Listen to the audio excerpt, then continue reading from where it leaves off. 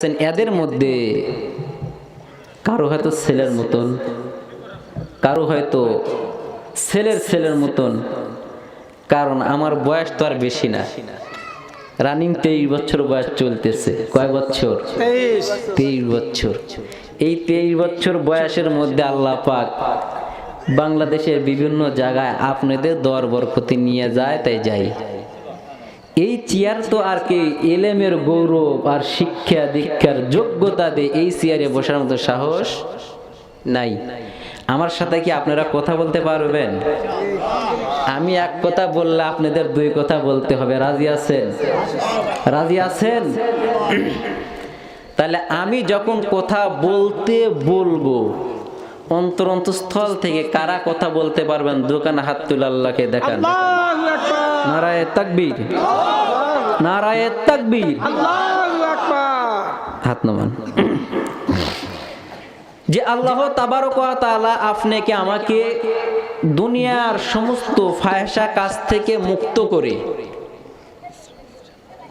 এই জান্নাতের বাগানের মধ্যে বসবার মতন সুযোগ দান করে দিলেন, সে আল্লাহ পাকের দরবারে অন্তরস্থল থেকে একবার উচ্চ আওয়াজ দিয়ে কালেমাতুশ শুকরিয়া আদায় করেন। সবাই বলেন আলহামদুলিল্লাহ।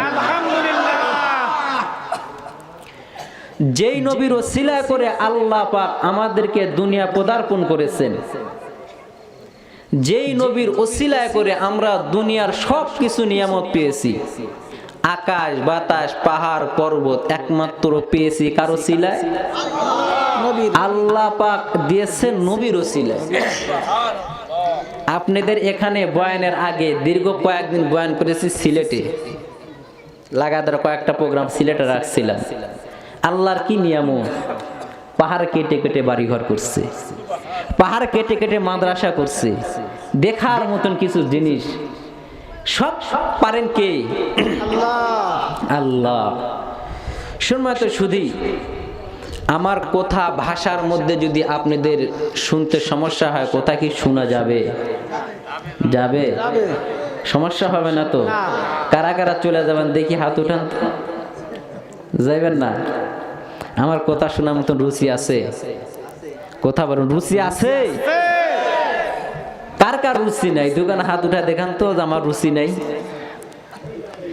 বাপজান, দীর্ঘ সময় নিব না, যেহেতু 10:30 বেজে গেছে। অল্প সময় কিছু কথা কোরআন এবং হাদিস থেকে বলার ইচ্ছা করেছি। আল্লাহ পাক যদি বলার তৌফিক দান করে বলবো। তবে আপনাদের থেকে এতটুক দোয়া চাই, আপনারা দোয়া করে দেন, আল্লাহ এই ছোট মানুষের জবান থেকে তুমি এমন কিছু সুন্দর কথা বের করে দাও, যে কথাগুলো আমরা ইহকালে মানতে পারি, এ কথা মেনে আমল করে পরকালে যেন জান্নাত নসিব করতে পারি। সবাই বলেন আল্লাহুম্মা আমিন। হয় নাই ভাই? সবাই বলেন আল্লাহুম্মা আমিন। হয় নাই? এতগুলো মানুষের আওয়াজ আমরা তো বুঝি, কারণ কোন মাহফিলে কতগুলো চোতা থাকলে সবাই যদি আওয়াজ দেয়, আওয়াজটা কত দূর যাবে। সবাই আর একবার আওয়াজ দেবেন আল্লাহুম্মা আমিন।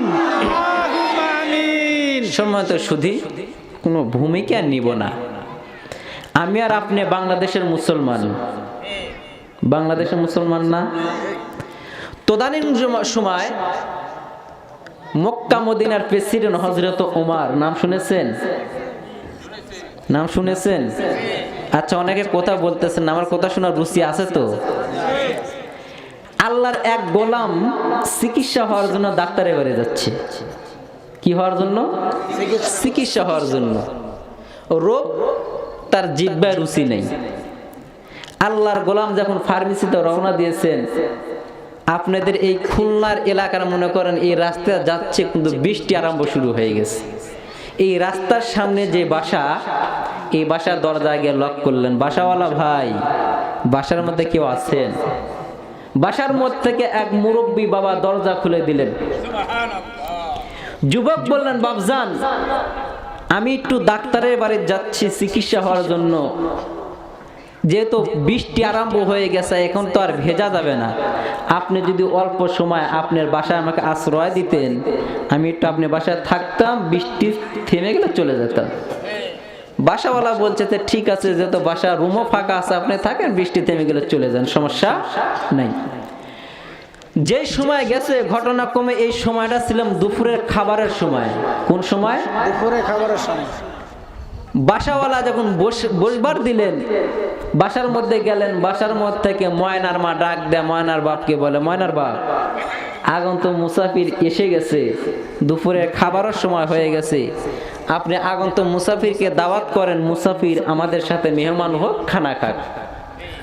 ময়নার বাপ বাসার ভিতর থেকে আসে বলে, ভাইজান আপনি দুপুরে খাবারের টাইম এসেছেন, তা আপনি একটু আমার বাসায় দাওয়াত গ্রহণ করেন, আপনাকে আমরা একটু মেহমানদারি করাই।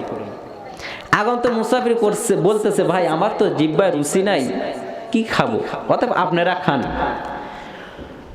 বাড়িওয়ালা অনেক রিকোয়েস্ট করছে, অনেকবার অনুরোধ করছে, ভাই আপনি যা পারেন তাই খান, এক মুঠ পারলে এক মুঠ খান। মেহমান বলছে ভাই রান্না কি দেয়া করছেন? বাড়িওয়ালা বলতেছে ভাই গরিব মানুষ, তেমন বাজার করতে পারি নাই, ডাউল ঘাটি আর আলু সানেদা রান্না করছি। আপনাদের দেশে কি বলে? এই খুলনার মানুষ কি বলে? ডাউল ঘাটি আর আলু সানেদা, এটাই তো বলে, ভর্তা বলে। যাক, তো বাড়িওয়ালা মেহমান বলতেছে যান নিয়ে আসেন। বাড়িওয়ালা বাসার মধ্যে গাবলা বা ডিশ বা বল ভরে ভাত নিয়ে এসে মেহমানের কাছে রাখছে, রেখে ডাউল আনতে গিয়ে আসা থেকে ভাত নেই। ডাউল রেখে আবার বাসার মধ্যে থেকে ভাত আনতে গিয়ে আসা থেকে ডাউল নেই। মেহমান বাড়িওয়ালা চিন্তা করে ব্যাপার কি রে, বেচারা বললো জিহ্বার রুচি নাই, গাবলা ভরে ভাত রাখতে আবার ডাউল ভাত আনা ডাউল আনতে গিয়ে দেখি ভাত নাই, আবার ডাউল আনা ভাত আনতে গিয়ে দেখি ডাউল নাই। যাই হোক, বাড়িওয়ালা মনে মনে চিন্তা করছে বেচারা হয়তো ক্ষুধা বেশি লাগছে। দ্বিতীয় পর্ব আবার গেছে, আবার ভাত এনে রেখে ডাউল আনতে গিয়ে আসা থেকে ভাত নেই। আবার দ্বিতীয়বার ডাউল আনে রেখে ভাত আনতে গিয়ে এসে থেকে ডাউল নাই। এরকম রাগাদার 3 পাক দেওয়ার পর ময়নার বাপের খপ করে হাত এড়ে ধরে বলছে, ময়নার বাপ আগত মুসাফির কয়জন? বলে কে একজন। বলো তুমি কি খবর এলে দেখছো, যেভাবে তুমি গাবলা বা ডিশ ভরে ভাত নিয়ে যাচ্ছ, ডাউল নিয়ে যাচ্ছ, যাইতেছো গাবলা ভর্তি করে নিয়ে ভরা, আর আসতেছো খালি, আমাদের যে ভাতের তলি খালি, আপনি আর আমি খাবো কি? ময়নার বাপ ডাক দেয় বলে, ময়না আমরা একটা কথা বলে, রাগ করবি না তো? বলে বলেন, রাগ করবো না। বলে আমাদের ভাতের তলি খালি হয়েছে, এটা আমার দুঃখ না, আমি এই যে গাবলা ভরে ভাত নিয়ে গেলাম, ডাউল নিয়ে গেলাম, ভাত আর তরকারি এক জায়গা করতে পারলাম না। শুনমা তো শুধু আপনারা খুলনার মানুষ, এই জীবন ওয়াজ আর কম করলাম না, কিন্তু দুঃখের বিষয় হলো বাংলাদেশে ওয়াজ প্রতি রাত ওয়াজ হচ্ছে, আমল আর ওয়াজ কখনো এক জায়গা করা যাচ্ছে না। বাংলাদেশে ওয়াজ হচ্ছে, বাংলাদেশে কোরআনের কথা হচ্ছে, যত বাংলাদেশের কোরআনের কথা হচ্ছে তত নতুন নতুন নাস্তিকের আবিষ্কার হচ্ছে। কথা বলেন, যে কওমি মাদ্রাসার কোনো স্বীকৃতি দিলেন প্রধানমন্ত্রী শেখ হাসিনা, যে কওমি মাদ্রাসার সনদের কোনো দাম ছিল না, প্রধানমন্ত্রী শেখ হাসিনা আমাদের মুরব্বী আহমদ শফিকে ডেকে, বাংলাদেশের বড় বড় আলেম ওলামাদেরকে ডেকে একত্রিত করে সম্প্রেষণ করে জমা করে কওমি মাদ্রাসার স্বীকৃতি দিলেন। আর এই আওয়ামী লীগের এক কুত্তা, যার নাম আপনারা জানেন, রাশেদ খান মিলন, নাম শুনছেন? নামটা বড় চমৎকার, কিন্তু তার আচরণ চরিত্র সব নাস্তিকের মতন। আওয়াজ দিয়ে বলেন ঠিক কিনা? এই কুত্তার ঘরের কুত্তা, মুদ্দাদের ঘরের মুদ্দাত, নাস্তিকের ঘরের নাস্তিক, এ নাকি বলে কওমি মাদ্রাসা বাংলাদেশে বিষ বৃক্ষ বলে। নাউজুবিল্লাহ, মুখ থেকে আসে না? নাউজুবিল্লাহ। যেই ইসলামী রাষ্ট্রের প্রধানমন্ত্রী যদি ওই নাস্তিককে যদি আওয়ামী লীগের সনদ না দিতেন, প্রার্থী না দিতেন, তাতে এই আওয়ামী লীগের ছায়া তলে দাঁড়াতে পারতো না। পারতো?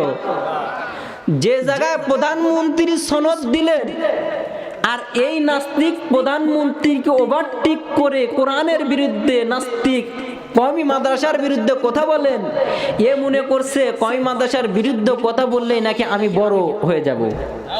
কিন্তু বড় হওয়া সম্ভব? বড় হওয়া সম্ভব? রাখে আল্লাহ, মারে কে? মারে আল্লাহ, রাখে কে? বাঁচাবি আল্লাহ, ঠেকাবি কার? বাপে। সম্মানিত সুধী তৌহিদি জনতা, খুলনার মানুষ, আমি আর আপনি যেরকম বাংলাদেশের মুসলমান, আধ্যাত্মিক জগতের বাদশা হযরত ওমর, মদিনার প্রেসিডেন্ট, মদিনার পার্শ্ববর্তী একটা দেশ আছে রোম দেশ, নাম শুনছেন? বর্তমান নাম হলো ইটালি। কি নাম? ইটালি। মদিনার প্রেসিডেন্ট হযরত ওমর মদিনার সিংহাসনের মধ্যে দাঁড়ায়া আল্লাহর কোরআনকে, আল্লাহ রাসূলের হাদিসকে সামনে রেখে হযরত ওমর মদিনার মানুষদেরকে চারটা ওয়াজ করলেন। হে মদিনার মানুষ, কে নাস্তিক, কে ইহুদি, কে খ্রিস্টান, কে মুদ্দাত, আমি উমরে জাস্টিফাই করার কোনো দরকার নাই। তবে মদিনার মধ্যে থাকতে হলে চারটা কাজ করতে পারবা না। এক নাম্বার, মদিনার মধ্যে থাকতে হলে কেউ কখনো মদ পান করতে পারবা না। দুই নাম্বার, মদিনার মধ্যে থাকতে হলে কেউ কখনো জেনা করতে পারবা না। তিন নাম্বার, মদিনার মধ্যে থাকতে হলে কেউ কখনো সুদ ঘুষ খাইতে পারবা না। চার নাম্বার, মদিনার মধ্যে থাকতে হলে কেউ কখনো মিথ্যা কথা বলতে পারবা না। আমি উমর চারটা ঘোষণা দিলাম, এই চারটা ঘোষণার বিরুদ্ধে যদি কেউ চলো, আল্লাহ না করুক, আমি উমরের কানে যদি নিউজ আসে, খবর আসে, তোমাদের মদিনার কাঠগড়া দাঁড় করে, মদিনার কাঠগড়া দাঁড় করে তোমাদের ফাঁসি দিয়ে দিব। আল্লাহু আকবার বলেন। আল্লাহু আকবার। যে উমর রাস্তা দিয়ে একদিন হাঁটে, শয়তান 40 দিন হাঁটে না। সেই উমর মদিনার মধ্যে ওয়াজ করেছেন কয়টা? এ খুলনার মুসলমান, বাঘের ন্যায় গর্জন দিয়ে বলেন, বাংলাদেশে এই 4 শ্রেণীর মানুষ আছে না নাই? যদি আমি এখানে বসে এই 4টা বিষয়ে কথা বলি, তাহলে আপনাদের খুলনার মানুষ খুব খুশি হবেন না? খুশি হবেন? যারা মদ পান করে তারা খুশি না বেজার?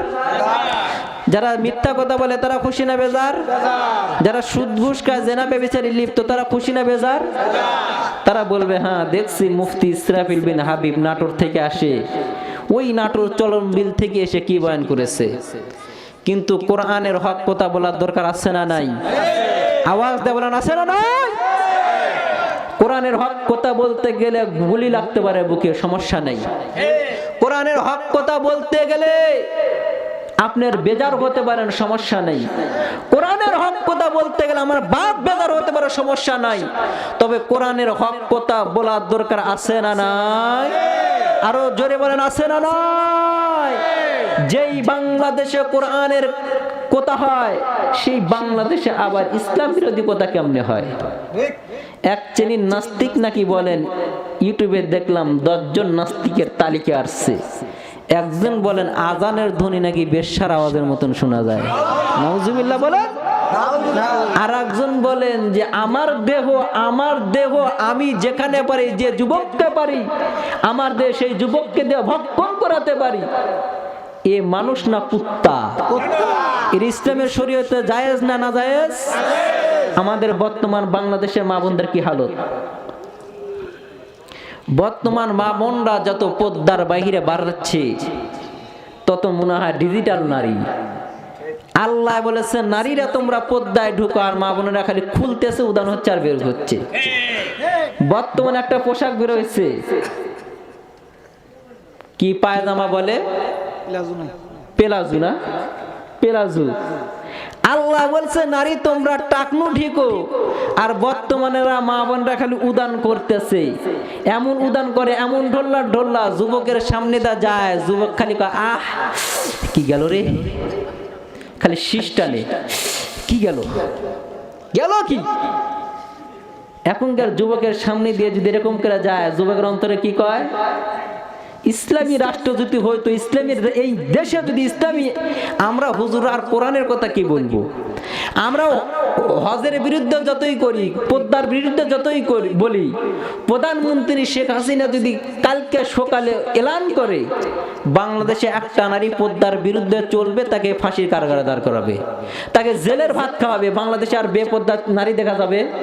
আওয়াজ দিয়ে বলেন, বাংলাদেশে বেপর্দা নারী দেখা যাবে না। যে কথা বলতেছিলাম, হযরত ওমর কোরআন এবং হাদিসকে সামনে রেখে মদিনা মানুষকে কয়টা ওয়াজ করলেন?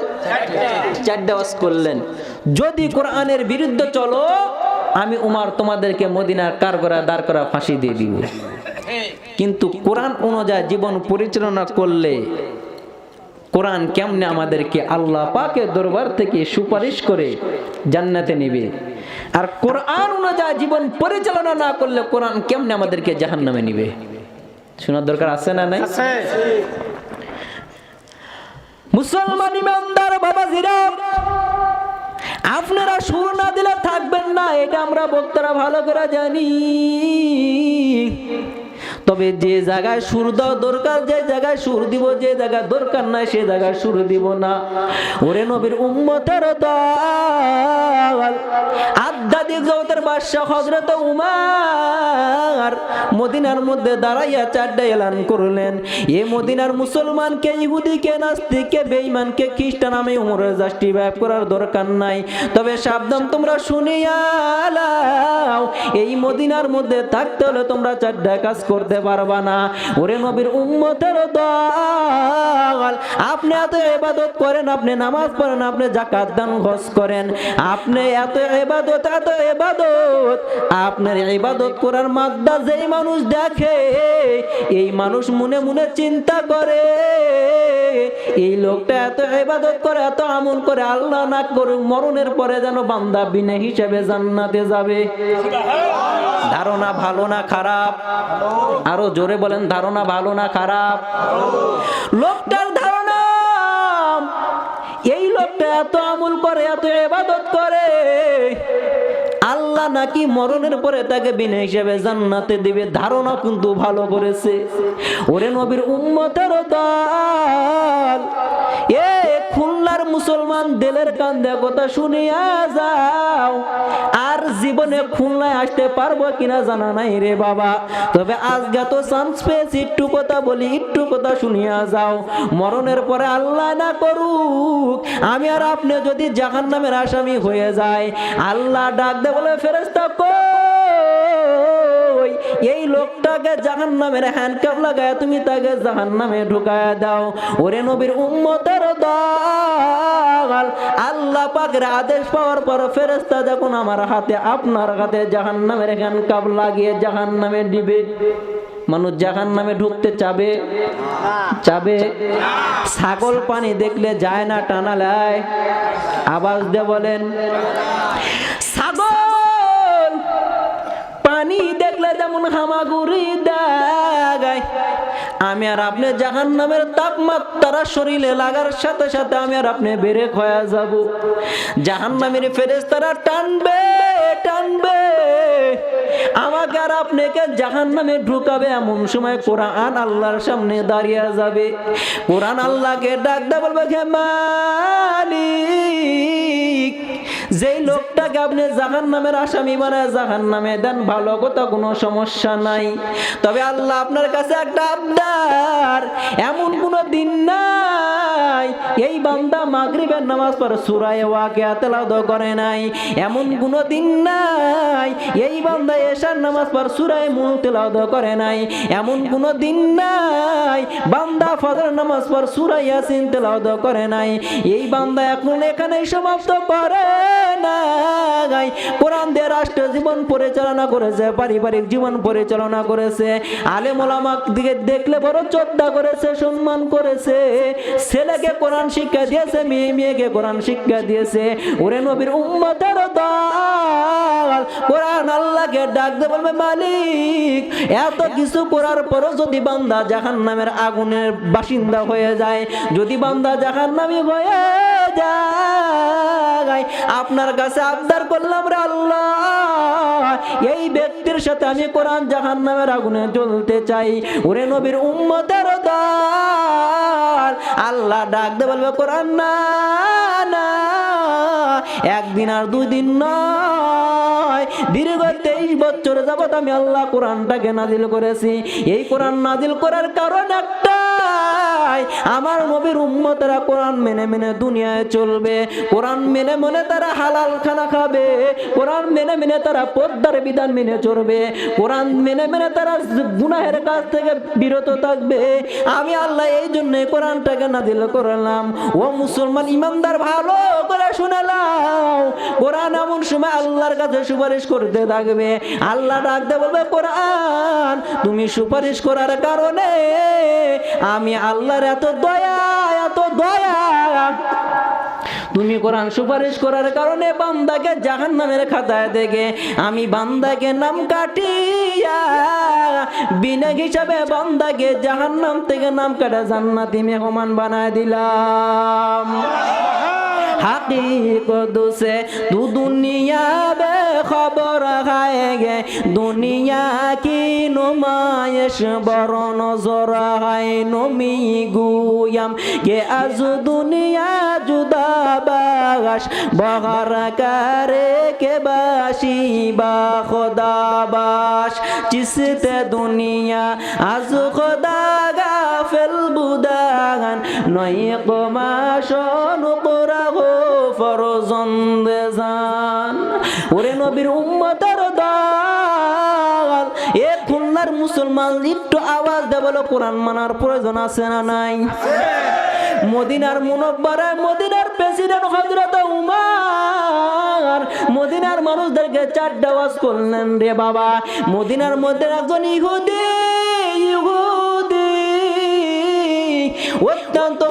অত্যন্ত মদখোর, মদ পান না করলে সে থাকতে পারে না।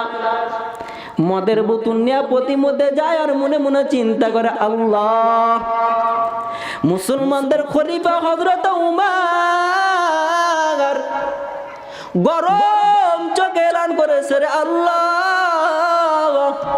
মদিনার মধ্যে থাকতে হলে চারটা কাজ করা যাবে না।